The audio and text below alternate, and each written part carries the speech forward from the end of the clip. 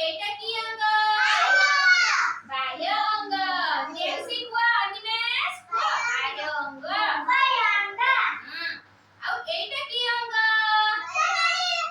ହଁ କୁହ ଏଇଟା ଶରୀରରେ କୋଉଠି ଅଛି? ଭିତରେ ଅଛି।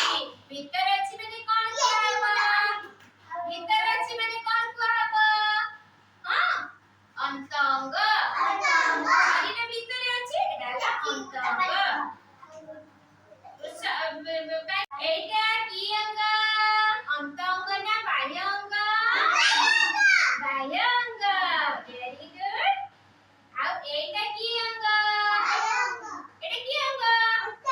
ଅନ୍ତ ଅଙ୍ଗ। କାରଣ ଏଟା ଶରୀର ଭିତରେ ଅଛି। ହଁ ଶରୀର ଭିତରେ ଅଛି। ଏଟା କି ଅଙ୍ଗ? ଅନ୍ତ ଅଙ୍ଗ ନା ବାହ୍ୟ ଅଙ୍ଗ? ବାହ୍ୟ ଅଙ୍ଗ। Very good. ଆଉ ଏଇଟା କି ଅଙ୍ଗ? ଅନ୍ତ ଅଙ୍ଗ। କାହିଁକି ତାର ଅନ୍ତ ଅଙ୍ଗ କାହିଁକି ଏଟା? ଶରୀର ଭିତରେ ଅଛି।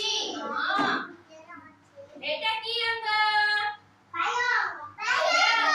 Very good. ତାହେଲେ ତମେ ଜାଣି ପାରୁଛ ବାହ୍ୟ ଅଙ୍ଗ କୋଉଟା?